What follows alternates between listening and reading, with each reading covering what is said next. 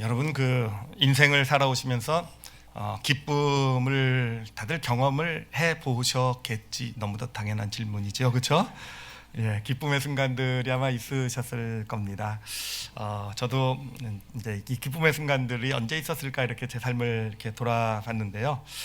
그게 찾아봤더니 그때가 생각나더라고요. 대학교 입학했을 때 기뻤던 것 같아요. 잘 기억은 안 나지만 되게 기뻐했던 것 같고, 그리고 또 기억나는 게 대학원 다니면서 이제 실험을 무려 6개월 동안이나 심혈을 기울였던 실험이요. 이렇게 이제 로켓 엔진에 이렇게 연료에 불을 붙이는 시험이었거든요. 근데 6개월 만에 불이 붙었어요. 와, 진짜 저 그거 아니었으면 졸업도 못할 뻔했는데 하여튼 불을 붙이고 실험의 결과가 나오고, 그때도 이렇게 좀 기억이 나는데, 그런데 사실이요, 이런 기쁨의 기억들은 제가 좀 억지로 생각해낸 언제 기뻤을까 했던 기억이고요. 제가 기쁨이라고 했을 때 딱 생각났던 사건이 하나가 있어요. 지금도 제 얼굴이 너무 좋죠, 그렇죠? 그 생각하고 있어서 그래요.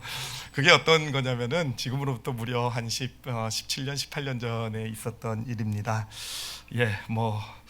짐작하신 분 아셨겠지만 제 딸아이가 태어난 그 순간, 제 딸아이는요 미숙아로 태어났어요. 예정일보다 무려 한 달보다도 더 일찍, 한 5주 정도 일찍 2kg로 태어났어요. 2kg.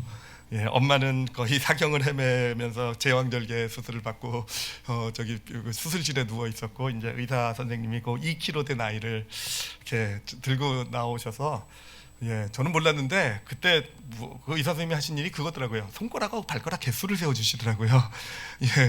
근데 저는 뭐 그런 게 전혀 눈에 들어오지 않고, 그때 처음 알았어요. 이게 너무 기쁘면 눈물이 날 수 있구나라는 거.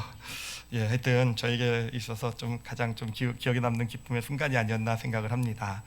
자, 그런데 이게 좀 생각을 해봤어요. 이 기쁨은 저한테 이렇게 생각이 나고, 이 다른 기쁨들은 제가 억지로 이렇게 기억을 해야 이렇게 생각이 나는데, 어디서 이런 차이가 나타나는 걸까라는 그런 고민을 해봤는데요.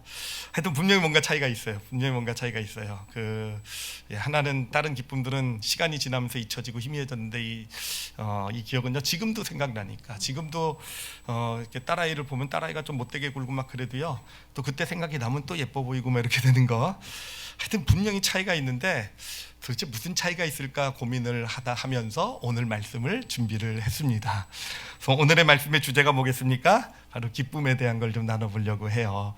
오늘부터는 이제 영혼의 해부학의 마지막 부분입니다. 이제 3주 동안의 마지막 결론을 이제 같이 향해 가게 될 것이고, 이제까지 우리 영혼을 그냥 갈라가지고 해부해가지고 우리 영혼의 모습을 좀 분석해봤다고 한다면, 그래서 문제를 진단했다고 한다면, 이제 오늘 말씀부터는 그 진단에 대해서 우리가 처방을 내리는, 그래서 해부해놨으면 좀 제대로 잘 아물도록 해야 될 거 아니겠습니까? 고치고 치료하고요. 오늘부터 3주간이 그런 시간이 되기를 소원을 합니다. 여러분 다 치료받으세요. 다 깨끗게 되시길 바랍니다. 자, 보통 기쁨이라고 하면은요, 우리가 이제 생각하는 것은요, 저도 이제 기억을 억지로 해냈듯이, 이제 원하는 결과를 얻어냈고, 어떤 원하는 일을 일어났고, 이랬을 때 우리는 이제 기쁨을 누리게 됩니다. 그런 어떤 대학 입학이라든지 하여튼 뭔가 성과를 이뤄냈든지, 자, 이런 기쁨, 우리가 일반적으로 지금도 기대하고 있는 기쁨, 세상을 살면서 우리가 경험하길 원하는 기쁨, 이런 기쁨들일 거예요. 뭔가를 원하고 성취하고 이뤄내서 하는 그런 원하는 것이 내게 주어지고, 근데 이 기쁨을요 제가 세상이 주는 기쁨이라고 부르도록 하겠습니다. 이렇게 부르는 기쁨은 뭐냐면은, 이것이 예수님이 우리에게 주시는 기쁨과는 좀 차이가 있거든요. 그래서 그 차이를 같이 좀 생각을 해보려고 이렇게 표현을 좀, 세상이 주는 기쁨, 예수님이 주시는, 또는 하나님이 예수님 안에서 주시는 기쁨, 이렇게 좀 구분해서 보도록 하겠습니다. 자, 이 예수님이 주시는 그 기쁨을요 먼저 좀 예를 들어 보도록 할게요. 그러니까 성경에 보면은 그 예수님 공생애 때 예수님을 만난 사람들은요, 우리가 그 안에서 그들이 기쁨을 경험했다 이런 표현은 직접 나와 있진 않지만, 예수님을 만난 사람마다 그들의 영혼 가운데 이렇게 기쁨이 경험이 되는 그런 그런 어떤 기쁨이 주어졌음을 우리가 이렇게 볼 수가 있습니다. 쉽게 볼 수가 있어요. 예를 들면 나병 환자 같은 경우에도요, 이제 그 나병이라는 전염병이죠, 그렇죠? 아주 심각한 전염병이죠. 예, 그리고 나병 걸리면 이제 마을에 들어가지도 못하고 사람들과 그래서 더 이상 가족들과도 접촉하지 못하고 이제 하나님 앞에도 못 나갑니다. 예배도 드리러 갈 수 없고 사람들에게 어떤 그런 이제 뭐 사람 취급을 잘 못 받는 그런 병이죠. 근데 나병 환자가 이제 예수님 앞에 나왔을 때, 예수님 앞에 나왔을 때 예수님이 그 몸을 만져주셨잖아요, 그렇죠? 정말 놀라운 일이죠, 그렇죠? 예, 나병이 걸린 나병 환자를 직접 보신 세대 분들은 아마 느끼실 수 있을 거예요. 이게 얼마나 놀라운 일인지. 예, 그 나병을 만져 주셨을 때 그 나병 환자가 경험한 것이 바로 이 기쁨이었겠구나라는 거. 그죠? 기뻤겠죠. 뭔가 처음에는 놀랐겠지만 정말 깜짝 놀랐겠죠. 예상도 못했던 일이었기 때문에. 그런데 자신을 만져주신 예수님의 손길 가운데 그 영혼 가운데 기쁨이 이렇게 올라왔을 것입니다. 그런가 하면은 또 이제 음행의 현장에서 잡힌 여인도 보면은요.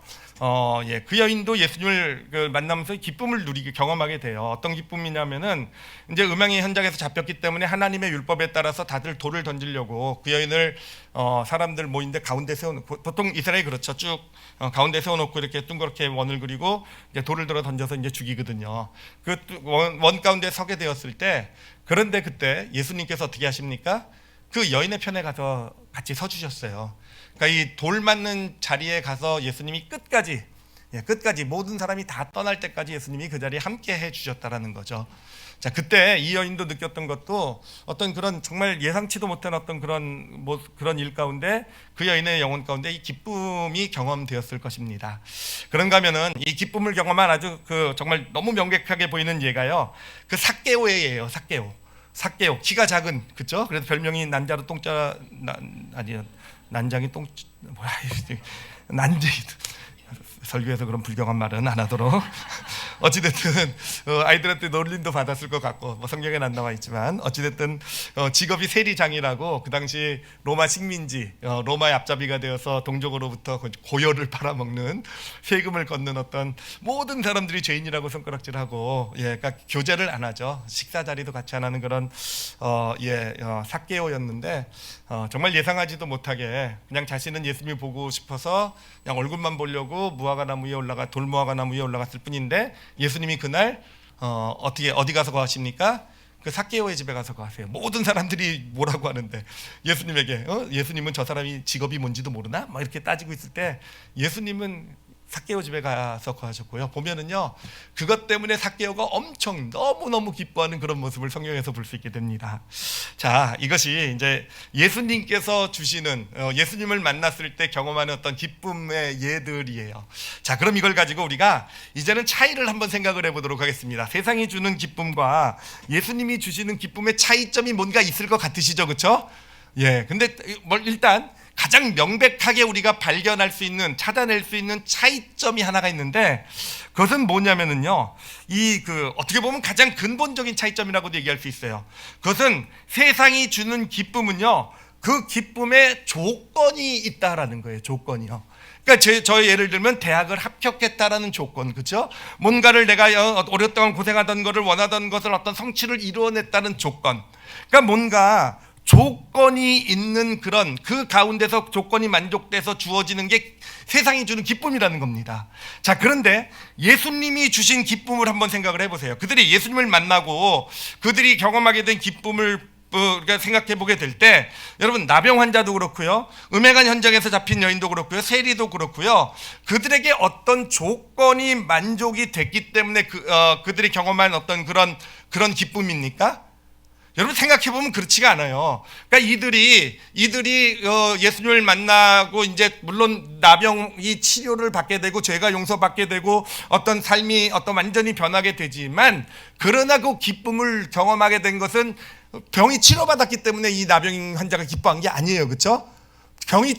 아직 여전히 병은 그대로 있는데 예수님이 그 몸을 만져주셨어요. 몸을 만져주셨다고 해서 그때 아직 낫지 않았습니다. 아직 치료가 되지 않았는데도 그 안에서는 기쁨이 솟아나기 시작하게 됐다는 겁니다. 여러분, 그 기쁨은 그러면 어디서 오는 걸까요?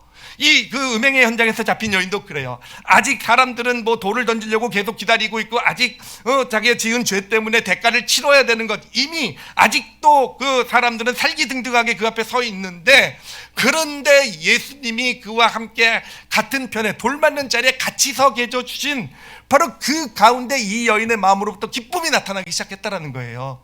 그래요. 삭개오도 마찬가지입니다. 삭개오도요, 아직 삶이 변하지 않았어요.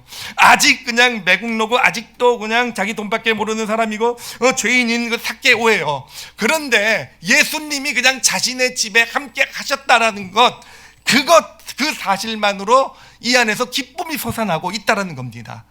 자, 이 기쁨은 어떤 기쁨일까요? 도대체 왜 이들 원하는 것을 어떤 이루거나 원하는 것을 성취해낸 것이 아닌데 왜 이들 영혼 가운데 그렇게 기쁨이 올라오고 있는 것일까요? 그 기쁨의 이유는, 근원은 어디 있냐면은 바로 예수님께서 그 존재 자체를, 그들의 존재 자체를 소중하게 여겨주셨기 때문에 그런 거예요. 그렇지 않겠습니까? 그 존재 자체를 인정해 주시고 존중해 주시기 때문에 그런 거예요. 모든 사람들이 삭개오 그 나병 환자를 보면서 그가 걸린 병을 가지고 그를 판단하고 정죄하고 뭐라고 그럴 때 예수님만은 그에게 어떤 있는 병이 아니라, 아니 너 존재 자체로서 너는 소중한 자야라는 것, 바로 그것을 손길을 통해서, 예수님의 그 손길을 통해서 알려주신 거잖아요. 그래요. 여전히 이 여인은요, 죄인이에요. 정말 그것도 심각한 어떤 그런 사회의 어떤 그 기본 질서를 깨는 간음이라는, 음행이라는 큰 죄를 지은 여인이고, 여전히 그 죄 때문에 돌 맞아야 되는 상황이고, 예수님도 그 여인에게 너 죄 용서받았어, 뭐 너 죄져도 괜찮아, 이러지 않으셨단 말이에요. 그냥 같은 편에 서 주신 거잖아요. 그렇죠? 무엇입니까? 그 여인이 경험한 게, 이 사람 모든 사람이 나를 죄를 가지고, 음행의 죄를 가지고 판단하고 너는 돌 맞아야 되라고 했을 때, 예수님은 비록 너는 죄를 진 건 맞아, 너 죄인인 건 맞지만 너 존재 자체, 이 여인의 존재 자체는요, 예수님에게 얼마나 중요한지 같이 돌 맞는 자리에 서 계심으로써 그 존재 자체를 인정해 주신 거잖아요. 존중해 주신 거잖아요. 삭개오도 마찬가지로 모든 사람이 그가 하는 일을 바라보면서 매국노고 죄인이고 뭐 수전노고, 성경에 안 나와 있어요. 수전노는 어찌됐든 이렇게 하고 있지만, 예수님만은 어떤 그가 살아온 직업이라든지 어떤 그런 것이 아니라 그 사람에게 얘기했잖아요. 이 사람도 아브라함의 자손이다. 너희 삭개오를 보고 죄인이고 매국노고 뭐 그가 하는 일, 그의 겉모습을 보고 판단하지만, 아니 한 인간으로서, 한 존재로서 하나님의 사랑을 받을 충분한 자격이 있는 아브라함의 자손, 이스라엘의 백성 중에 하나다라는 것. 그러니까 여러분, 이 그 세상이 주는 기쁨과 예수님이 주시는 기쁨의 근본적인 차이점은 거기 있어요. 세상이 주는 기쁨은 내가 원하는 뭔가 조건이 막 이루어졌을 때, 원하는 것을 얻을 때 우리에게 주어지는 기쁨입니다. 여러분, 그 기쁨도 많이 누리셔야 돼요. 그런데 정말 예수님 안에서 우리가 경험하는 기쁨은요, 예수님 안에서 경험하는 기쁨은 사실은요, 진짜 기쁨은요, 예수님이 정말 우리에게 주시길 원하는 것은 내가 예수 믿었더니 복 받아서 기쁨을 누리는 게 아니라, 내가 예수 믿었더니 내가 원하는 것이 이루어져서 기쁨이 넘치는 것이 아니라, 예수님은요, 그 전에 내 존재 자체가 얼마나 소중한지 알려주심으로써, 경험하게 하심으로써, 여러분, 그게 십자가 아니겠습니까? 십자가는요, 어제 특별히 예수님의 사랑만을 만한 자격이 있는 어떤 그런 증명을 한 사람을 위해서 예수님께서 그 위에 달리신 게 아니시잖아요. 그렇죠? 그래요. 그냥 존재 자체로, 비록 삶의 겉모습은 모든 사람이 다 다를지 모르지만, 정말 그 존재 자체, 그 죄가 아니라, 그 문제가 아니라, 그 삶의 모습이 아니라 정말 존재 자체로서 정말 얼마나 하나님이 그 존재를 소중하게 여기시는지, 정말 얼마나 가치 있고 존중하시는지, 그것을 우리가 경험하게 될 때, 그것을 우리가 알게 될 때 우리 안에서 솟아나는 기쁨, 그것이 바로 예수님께서 주시는 그런 기쁨이 되는 것입니다. 자, 성경을 보면은 이 예수님이 주신 기쁨을요, 이렇게 표현하고 있어요. 그러니까 우리가 오늘 읽은 본문에 보면은 요한복음 4장 10절입니다. 4장 10절을요, 같이 한번 읽어보도록 하겠습니다. 읽겠습니다. 시작. 예수께서 대답하여 이르시되, 내가 만일 하나님의 선물과 또 내게 물 좀 달라 하는 이가 누구인 줄 알았더라면 내가 그에게 구하였을 것이요 그가 생수를 내게 주었으리라.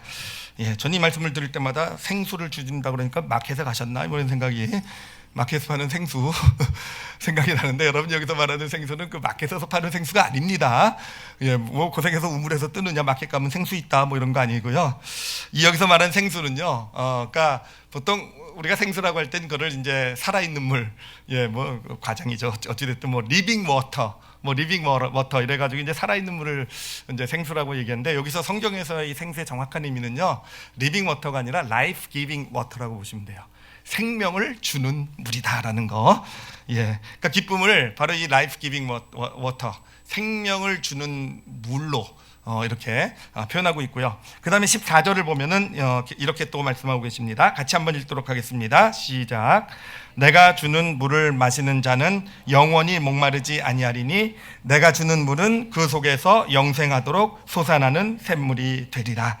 자, 여기서 아주 정확하게 세상이 주는 기쁨과 예수님이 주신 기쁨의 차이를 구분해주고 있는 거예요.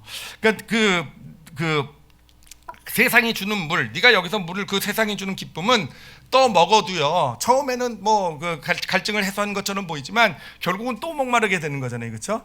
그렇지만 예수님께서 주시는 그 물, 그 생수, 그 기쁨은 그것을 한 번 먹으면요 영원히 목마르지 아니하리라라는 것, 이게 결정적인 차이라는 것입니다. 이게 어떻게 차이가 되냐면은 간단하게 설명을 해드리면은요, 여러분, 세상이 주는 기쁨이라는 것은요 사실은 시간이 지나면 희미해집니다. 그래요. 제가 정말 생각해봐도 그 당시 뭐 대학 입학했을 때 정말 많이 기뻐했을 것 같아요. 사실 근데 지금 전혀 기억이 안 납니다. 그때 어디서 기뻐했는지도, 어디서 합격 발표를 들은지도 기억 안 나고, 하여튼 기억이 안 나요. 그러니까 그때는 막 기뻐가지고 정말 세상을 다 얻은 것처럼 기뻐했는지 모르겠지만, 그것은요 곧 그냥 사라지게 되는 어떤 그런 기쁨이라는 것이죠. 게다가 그 기쁨은요, 사실은 생각해 보면은요, 사실은 그 당시에는 어떤 기쁨, 뭐 정말 또 내가 대단한 존재라도 된 것 같은 기쁨을 줬지만, 사실은 저에게 그것은요 더 기쁨 뒤에는요 부담을 주는, 기쁨 저에게 더 큰 짐을 주는 그런 기쁨이 되더라고요. 그래요. 제가 그런 것을 증명해내 가지고 사람들이 저를 와 너 대단해, 와 너 뭐 똑똑하고 뭐 탁월하고 그랬는데, 여러분, 그걸 계속 유지하기 위해서는 계속 잘해야 되잖아요. 그렇죠? 좋은 대학 들어갔는데 그 다음에 그냥 완전히 성적 개판을 치더니 그 다음에는 뭐 직장도 제대로 못 가고, 예를 들면 점점 그렇게 된다고 생각을 해보세요. 그러면 어떻겠습니까? 사실은 그 두려움이 있는 거예요.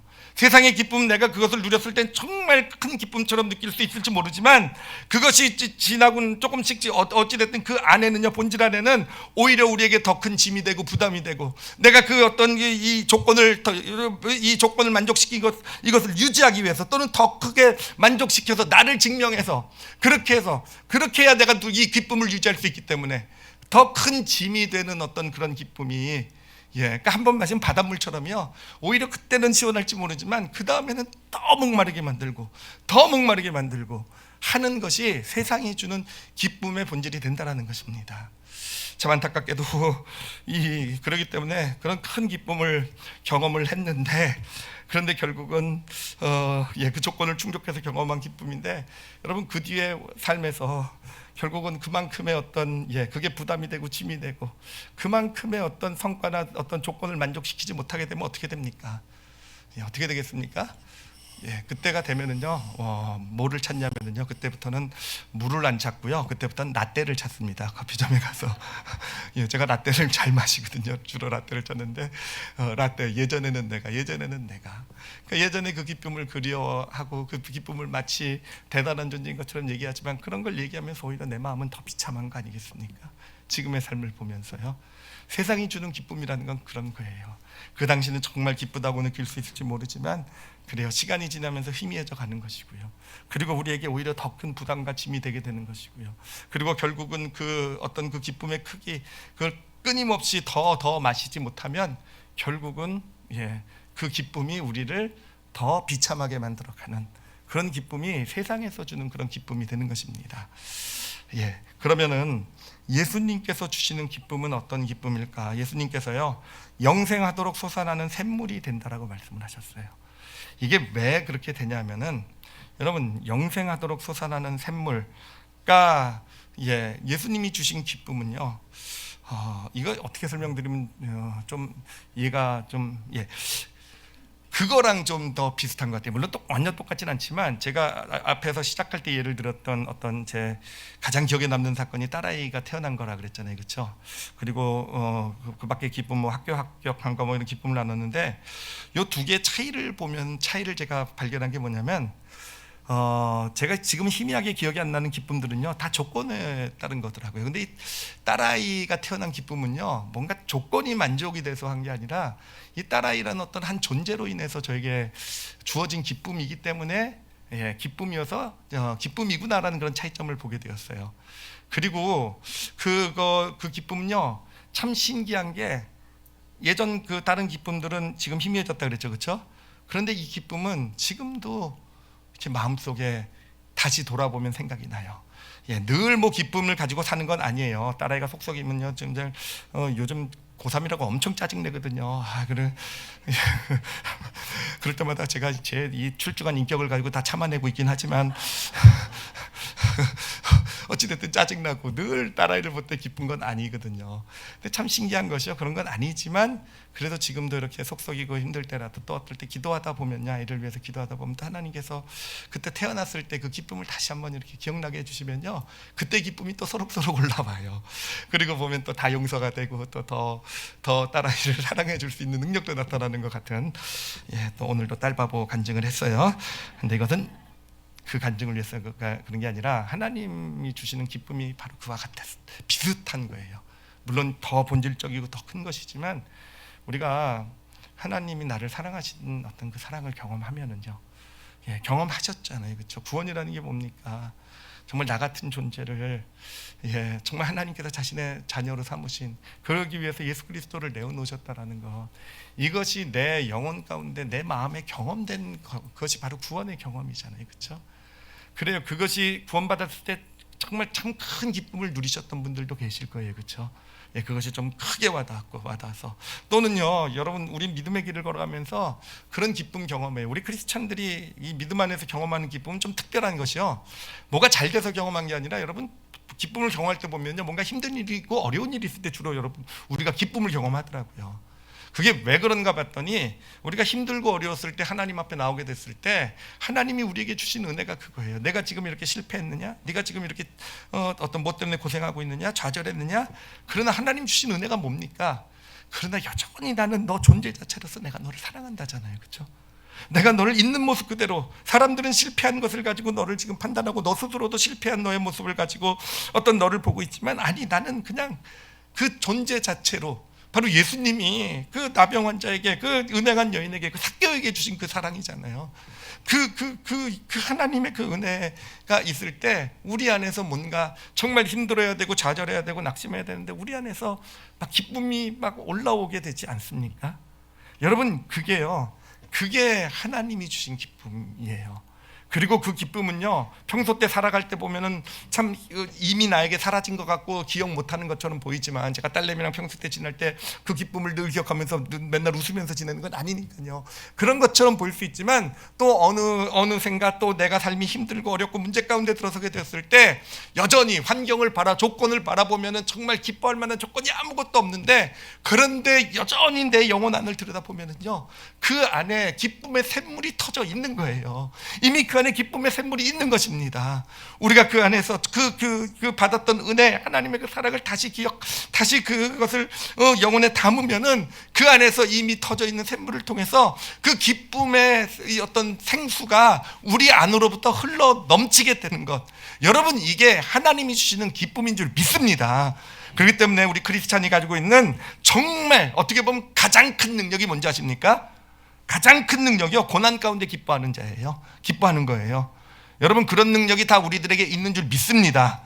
그걸 우리가 실천하지 않아서 그런 거지, 우리가 그것을 바라보지 않아서 그런 거지. 여러분, 정말 그래요. 우리 크리스찬들이 진짜 큰 능력은요, 정말 뭐 불치병이 걸리고 정말 어떤 말도 안 되는 어떤 어려운 일이 생기고 고난이 생기고 어떤 그런 배신을 당하고 힘든 일이 있어도요, 제가 당당하게 말씀드릴 수 있어요. 그것 때문에 죽을 것 같이 힘들고 어렵고 막 좌절하고 낙심이 되다 가도요, 그래요, 그 안에 있는, 내 안에 있는 생수에 간 그 샘물을 발견하게 되고, 그것에 내 마음을, 세상의 어떤 조건이라 내 마음을 그것에 집중하게 될 때 내 안에서 기쁨이 넘치게 되는, 그렇기 때문에 사람들이 볼 때는 저보고 미쳤냐 그러더라고요. 너 정신 나갔니? 이러더라고요. 왜 저럴까? 이러더라고요. 여러분, 그것이 하나님께서 우리에게 주시는 기쁨인 줄 믿습니다. 그래서 영생하도록 솟아나는 샘물이에요. 없어진 것 같아도 아니요, 안 없어졌어요. 정말 힘들고 어려울 때, 그 샘물이 필요할 때 돌아보면 믿으면 이미 우리 안에 그 샘물의 근원이 있는 줄 믿습니다. 자, 그런데 여러분, 이것이요 아주 실질적인 아주 중요한 의미가 있어요. 이게 여전히 우리 안에 있다라는 거, 그리고 그것이 우리 안에서 정말 고난과 어려움 가운데서도 조건이 아니라 그 하나님이 주시는 그런 기쁨의 샘이 우리를 우리 영혼의 기쁨을 채워준다라는 것이요, 이게 정말 아주 실질적인 어떤 그런 능력이 있어요. 제가 그것을 설명을 해드리도록 할게요. 먼저 제 예를 좀 들어드리도록 할게요. 제가 경험한 일인데요. 이제 제가 주로 물론 교회에서도 뭐 예배를 드리면서도 경험할 때도 있고, 기도를 누군가를 위해서 기도해 드릴 때도 경험할 때가 있는데, 특히 이제 해외 선교를 나가게 되면 아주 실질적으로 경험하게 되는 일들이 있어요. 뭐냐면 이제 집회를 하다 보면은 이제 집회 가운데서 이제 보면은 하나님께서 어떤 치료의 역사, 질병 걸린 사람들, 병자를 치료하시는 그런 역사들이 나타나요. 근데 나타나는 건데 하나님이 역사하시는 거니까요. 근데 진짜 중요한 건 뭐냐면은, 제가요 집회를 하다 보면은요 언제 그게 나타날지를 안다라는 거예요. 신기하시죠, 그렇죠? 예, 진짜예요. 저 지난번에 아프리카를 갔을 때 지금 여기 정성 선교사님이 와 계시기 때문에 제가 과장도 못해요. 예, 정말 정성 선교사님이 계신 줄 알았으면 이해를 다음번에 써먹으려고 했는데, 그러니까 제가 솔직히 얘기한다라는, 아주 과장 안 하고 있는 그대로 얘기한다라는 거예요. 그때 이제 올해 초에 갔을 때 이제 한 목사님들 한 60분 70분 정도가 이제 모여서 같이 집회를 했어요. 3일 동안 집회를 했는데, 거기 집회에 어떤 한 목사님이 사고를 당하셔서 오셨어요. 그러니까 무슨 제가 정확한 건 모르지만 구덩이에 빠지셔가지고 이제 심장에 큰 타격을 받으셔가지고 이제 정말 이게 오셨을 때 보니까 완전 죽어가는 모습으로 계시더라고요. 자리에 앉아 계신데 일어나시지도 못하시고요. 그리고 이렇게 정말 앉아 계신 모습을 보면요, 정말 얼굴은 진짜 죽어가는 모습으로 이렇게 잘 동작도 못하시고 말도 정말 힘들게 겨우겨우 하시는 상태로 그런 모습으로 앉아 계신 거예요. 체격도 좋으시고 이런 분이시고 정말 큰 동역자시고 뭐 이런 분이시란데, 그러니 이제 그 집회를 시작하니까 어떻게 하겠습니까? 우리가 집회를 하나님의 은혜, 축복, 능력을 나누면서 이제 시간이 이럴 때 이제 그분을 위해서 같이 기도도 하고요. 예, 정말 같이 기도도 하고 막 축복도 하고 막 손을 얹고 기도도 하고. 여러분, 70명이나 되는 목사님이 모여가지고 같이 기도하니까 얼마나 능력이 대단하겠습니까? 예, 대단해야 되는데, 근데요, 여러분, 첫날, 둘째 날 같이 기도하고 그래서도요, 사실은 그 목사님 계속 죽어가고 계셨어요. 정말요, 이거는 진짜 얼마 안 돼서 돌아가시겠구나라는 게 그냥 느껴질 정도의 그런 모습이었단 말이에요. 그런데 이제 마지막 날이 돼서 마지막 날에 이제 같이 말씀을 나누고 이제 하는데, 제가 알았어요. 치료되겠다. 예, 치료되겠다. 그래가지고 제가 같이요, 목사님들랑 같이 기도하시면서 당당하게 치료를 선포했어요. 하나님 치료하셨다 그러고, 하나님 치료하셨고, 이분에게는 그렇게 말씀드렸어요. 치료하시고 이제 집회가 끝나고 떠나시는데, 떠나가는 길에서 하나님 치료하신 거를 알게 되실 거라고. 예, 그리고 나중에 들어보니까 진짜 치료가 되셨대요. 그렇게요. 예, 여러분, 제가 하여튼 치료가 된 거 하나님께 감사, 영광인데, 근데 중요한 건 제가 어떻게 알았을까요? 예, 안 가르쳐 드릴 겁니다. 제 영업 비밀인데 어떻게 가르쳐 드립니까? 예, 사실은 저도 몰랐어요. 진짜로 모르고 그냥 마음속에 그냥 주어지는 어떤 느낌이구나, 생각이구나라고 그냥 그렇게 이제까지는 생각해봤어요. 하나님 지금 역사하시겠구나, 하나님께서 지금 치료하시겠구나, 이런 마음이 이제 주시는 거라고 그냥 막연히 생각해 왔었거든요. 그래서 그런 마음 주실 때마다 믿음으로 반응해야지 그러면서 사실은 믿음으로 반응한 거예요. 이제 근데 이번에 말씀을 준비하면서 그게 뭔지를 좀 아주 실질적으로 알게 되었어요. 뭐냐면은요, 어떻게 이루어지는 거냐면은, 자, 여러분, 예수님이 나병 환자를요 치료하셨어요, 그렇죠? 근데 치료하셨는데, 여러분, 나병 환자가 치료되기 전에 나병 환자에게 먼저 일어났었던 일이 하나 있어요. 이거는요, 음행한 여인, 현장에서 잡힌 여인도 마찬가지예요. 음행한 현장이요, 결국은 그 죄가 어떤 용서받고, 그리고 무엇보다도 삶이 바뀌었어요. 환경은 바뀐 것 없는데 이 여인이 더 이상 죄를 짓지 않는, 더 이상 어떤 그런 음행이라는 어떤 죄를 짓지 않는 어떤 그런 새로운 삶으로 완전히 바뀌었어요. 삭개오도요, 그렇게 수전노고 그렇게 정말 그 돈밖에 모르고 손가락질 받는 삶이었는데, 그런데 그 어떤 정말 이제 예수님을 만나고요, 자신의 전 재산을 가난한 사람을 위해서 내어놓는 정말 그런 인생으로 바뀌었단 말이에요. 근데 그런 결과들이 나타나기 전에 이 세 사람뿐만 아니라 예수님을 만난 사람 모든 사람에게 공통적으로 이루어진 일이 한 가지가 있는 거예요. 여러분, 그게 뭔지 아십니까? 그게 바로요, 먼저요, 치료가 있기 전에, 먼저 어떤 능력이 나타나기 전에, 먼저 어떤 삶이 변하고 하나님의 어떤 놀라운 어떤 축복이 주어지기 전에 먼저 주어진 것이 뭐냐면 생수의 강이 그 영혼에 터졌다라는 겁니다. 그것이 무엇입니까? 기쁨이 먼저 그 영혼 가운데 솟아났다라는 거예요.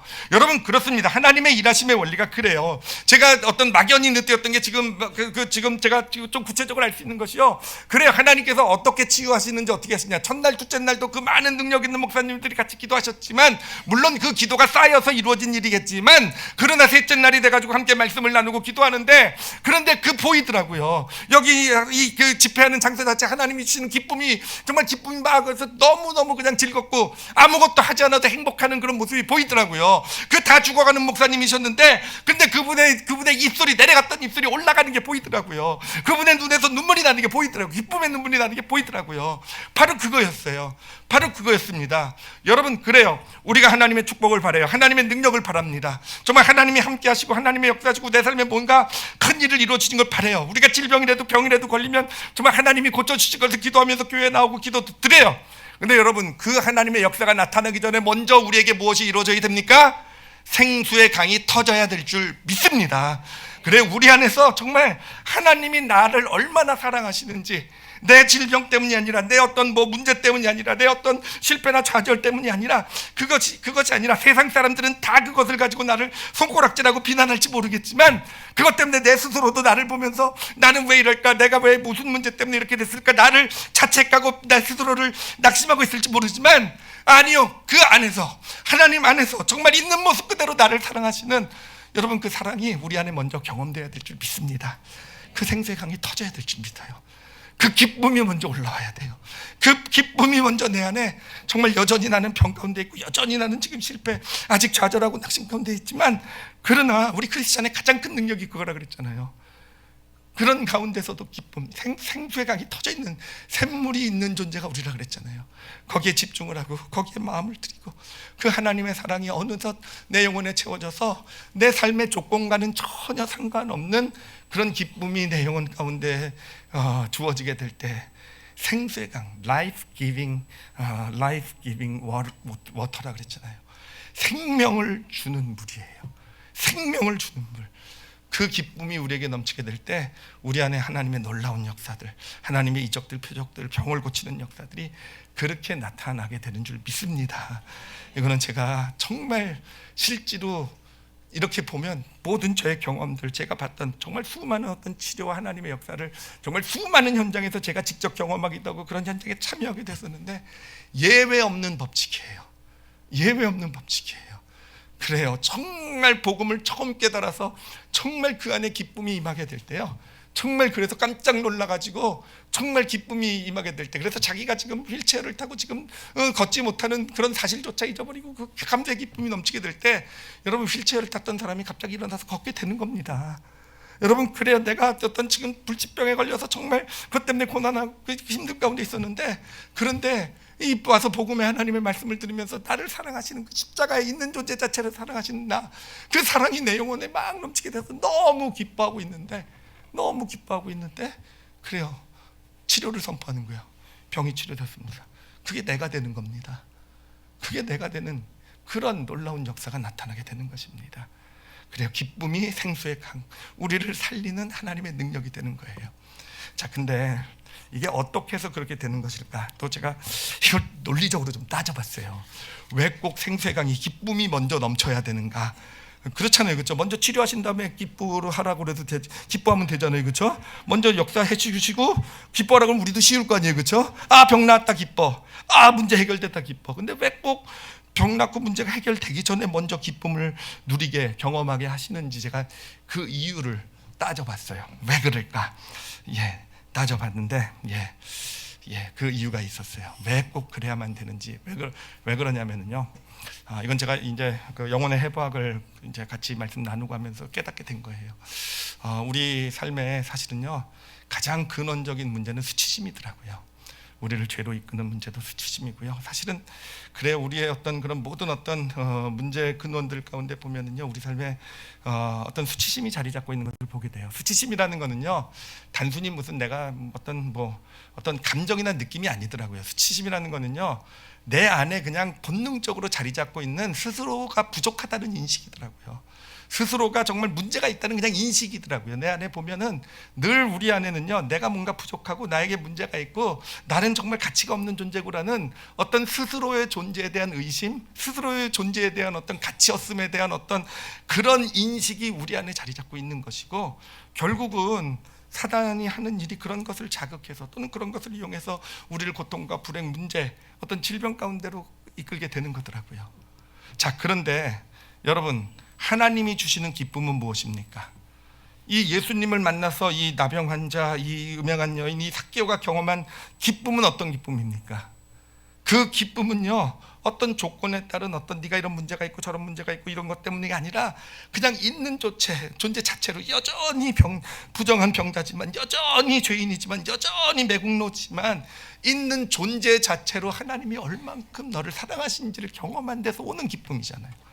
그 존재 자체가 인정받는 데서 오는 기쁨이잖아요. 여러분, 그 기쁨 안에서 무엇이 사라집니까? 수치심이 사라지는 거예요. 그래, 우리가 정말 하나님이 주시는 그 은혜, 그 기쁨을 누리게 되면요, 수치심이 극복되게 돼요. 우리가 어떤 예를 들면 우리가 병에 걸린다든지, 예를 들면 실패를 했다든지, 예를 들면 관계 갈등과 다툼이 있을 때 세상은요, 주변 사람들도 마찬가지예요. 끊임없이 그것을 가지고 우리의 수치심을 자극합니다. 우리 어떤 질병, 너 잘못 살아서 그런 것이고, 그렇게 내 몸을 돌보지 않으니까 그런 것이고, 그렇게 어떤 너에게 그렇게 살아오더니 그렇게 된 것이고, 결국은 네가 뭐 그런 말을 해서도 끊임없이 세상은요, 우리 어떤 불행이나 힘든 어려운 일들을 가지고 끊임없이 우리의 수치심을 더 자극시키는 것이 세상이 하는 일이잖아요, 그렇죠? 예수님 당시에 보면은 다 그랬잖아요. 다 그냥 나병 환자, 이 음행한 여인이 삭개오 보고 세상은요, 그들의 겉모습을 보고 끊임없이 정죄했잖아요. 끊임없이 그들이 너는 문제 있는 죄야, 잘못된 존재야. 그 자신도 모르는데 그 수치심 가운데서 결국은 더 그 길을 걸어가게 된 거 아니겠습니까? 그런데 그 기쁨이 넘치게 되자요, 뭐가 사라진 거, 뭐가 극복이 된 겁니까? 모든 문제의 근원이 되었던 수치심이 극복이 되는 거예요. 그러니까 예수님 안에서 누리는 기쁨의 능력의 근원이 여기 있어요. 여러분, 예수님이 주시는 그 십자가의 그 사랑 안에서 경험되는, 정말 나 자신을 사랑하시는 그 예수님의 사랑을 정말 꼭 누리시고 마음에 간직하시고 사시길 바랍니다. 그것이요, 주시는 그 기쁨을 우리 영혼 가운데 경험하시면서 누리시면서 사시길 바랍니다. 특히 삶의 문제나 어려움, 질병, 갈등, 아픔이 있을 때요, 무엇보다도 먼저 내 안에 있는 그 생수의 강의 기쁨을 먼저 내가 다시 영혼에 담고 그 기쁨으로 영혼을 채워가시기 바랍니다. 그럴 수 있게 될 때 세상이 뭐라고 하든 어떤 나를 비난하고 판단하든 나는 그 기쁨 안에서요, 내 수치심을 극복해내고요, 그러면서 하나님이 내게 주시길 원하시는 놀라운 능력과 축복을 마음껏 누려가는 그런 정말 축복된, 실제로 하나님의 어떤 함께하심을 경험하는 복된 삶이 되어져 가는 것입니다. 근데 제가 마지막으로 한 가지 이 기쁨의 능력을요, 이제 뇌신경 과학적으로 제가 말씀을 좀 드리려고 해요. 또 이 뇌신경 과학 얘기 나오면 또 벌써 머리가 혼미해지시는 분이 좀 계시는 것 같은데, 그래도 한번 잘 들어보세요. 이게 진짜 정말 제가 이걸 읽으면서요, 너무 신기했어요. 와, 이게 뇌신경학적으로 이렇게 설명이 될 수 있구나라는 거.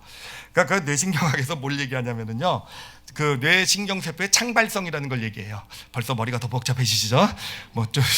뇌신경과학도 어려운데 거기에 뇌신경세포의 창발성. 근데 이 창발성이라는 게 뭐 특별한 건 아니고요, 우리 뇌 안에는 이제 신경세포들이 쭉 있잖아요. 이제 어마어마하게 많은 신경세포들이 있는데, 이제 보통 우리가 반응을 하는 게 이제 어떤 바깥에서 자극이 들어오면은 그 뇌신경세포들이 이렇게 반응을 해서 우리가 이제 어떤 그 뇌신경세포에 자극이 돼서 그것이 반응을 해서 우리의 삶의 어떤 행동이나 말이나 이런 게 나오게 되는 거라 그러더라고요. 자, 그런데 창발성이라는 건 뭐냐면은 어떤 자극이 주어지게 되면요, 요 뇌신경세포가 하나만 작동을 하는 게 아니라 뇌신경세포가 동시에 뭐 3개나 5개, 10개, 100개 뭐 이렇게 여러 개가 한꺼번에 작동을 하게 된대요. 근데 이게 예를 들면 세 개가 한꺼번에 작동했다고 생각하면요, 이게 참 이게 과학이 얘기하는 겁니다. 이게 정말 신기한 게 뭐냐면은 뇌신경세포 하나에서 세 개가 작동하면 세 개가 더해져서 3이라는 어떤 반응이 나와야 되잖아요, 그렇죠? 결과가 나와야 되잖아요. 근데 창발성이라는 게 의미가 뭐냐면은 아주 창조적으로 발생한다는 의미인 것 같아요. 그러면서 뭐라고 얘기하냐면은 동시에 여러 가지 어떤 그런 뇌신경세포가 예를 들면 세 개가 동시에 어떤 자극을 반응하게 되면요, 1 더하기 1 더하기 1이 3이 아니라 10이 될 수도 있고 100이 될 수도 있고 1000이 될 수도 있다는 거예요. 그게 바로 뇌신경세포의 신비라고 얘기하는 겁니다. 그렇기 때문에요, 그러면서 얘기하는 것이 이 뇌신경세포의 창발성, 이렇게 한꺼번에 반응하도록 만드는 자극이요, 대표적인 자극이 두 가지가 있대요. 그 첫 번째가 뭐냐면 수치심이라고 합니다.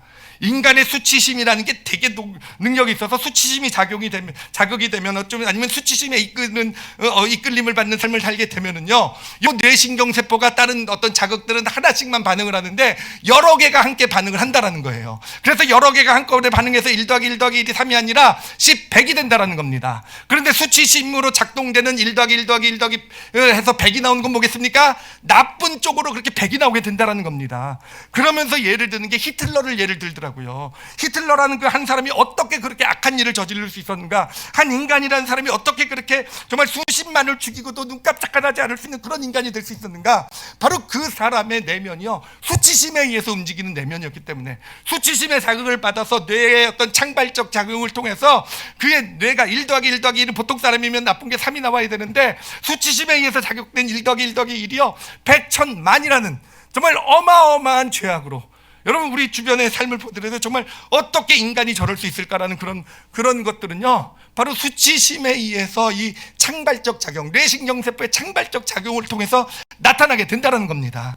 쉽게 말씀드리면요, 수치심이라는 것은요, 우리 삶을 아주 정말 내가 상상한 것 이상으로 정말 악하게 만들 수 있는 것, 정말 죄를 짓게 만들 수 있는 것, 사람을 해할 수 있게 만드는 것, 이게 바로 수치심이 뇌신경세포에 하는 역할이라는 거예요. 자, 그런데 또 하나, 이 뇌신경세포의 창발성을 일으키는 대표적인 자극이 뭐겠습니까? 기쁨이라는 겁니다. 기쁨이라는 거예요. 기쁨에 의해서 우리의 어떤 뇌신경세포가 이렇게 같이 한꺼번에 창발적으로 반응하게 될 때요, 우리 인간에게서요 놀라운 능력이 나타나게 된다는 겁니다. 정말 우리 인간만이 가지고 있는 예술성이 어떻게 나타날 수 있는가? 그 인간이 가지고 있는 어떤 놀라운 음악을 만들어내고 놀라운 미술 작품을 만들어내는 것이요, 그런 작품을 어떤 상상할 수 없는 그런 것들이 나오는 게 그 안에 뇌신경세포의 창발성이라는 거예요. 그 사람만이 알고 있는 어느 순간에 어떤 그런 음악을 만들면서 어떤 미술을 하면서 느끼는 어떤 그런 기쁨, 어떤 그것이 어떤 창발적인 작용을 일으켜서 그런 놀라운 작품들을 만들어낸다는 겁니다. 여러분, 운동하는 사람들, 저는 운동을 좋아하니까 어제도 정말 배드민턴 보면서 정말 너무 감동받아가지고 우리 안세영 선수 만세하고 정말 거의 우상숭배에 가깝게 제가 정말 잘하더라고요. 근데 제가 기억난 게 그 안세영 그 선수가요, 지난번 세계선수권 대회에서인가 우리나라에서 정말 몇십 년 만에 처음 우승을 하고 나서요, 그렇게 얘기하더라고요. 뭐가 달라졌는가라고 했을 때 2년 전, 3년 전에는 유망주였지만 탈락했거든요. 그때와 달라진 게 뭐냐 그랬더니, 이제는 배드민턴을 치면서 자신도 모르겠는데 자기가 어떤 즐길 줄 알게 되었다는 거예요. 기쁨이 치면서 꼭 승패에서 이겨서가 아니라 이 치는 것 자체에서의 어떤 그 기쁨을 알게 되었다는 거예요. 여러분, 그래요. 세계적인 스타들을 보면, 운동 스타를 보면요, 어떻게 뭐 합니까? 그러면 이제 즐겨야죠, 뭐 이렇게 얘기하는데, 전 옛날에 그걸 보고 잘난 체라고 생각했어요. 그래, 넌 잘하니까 즐겨라. 그래, 넌 잘하니까 즐길 수 있지. 뭐 이제 우리 같은 사람이 어떻게 즐기냐 뭐 있는데, 여러분, 근데요, 진짜요, 천재가 노력한 사람 못 쫓아간다고 하지만 사실 그 모든 것이요, 즐기는 사람 못 쫓아간다고 하잖아요. 그게 바로 뇌의 창발적 작용의 예더라고요. 여러분, 그래요. 우리가 인생을 살아가면서 어떻게 보면 하나님 창조하신 데가 참 신비로운 것 같아요.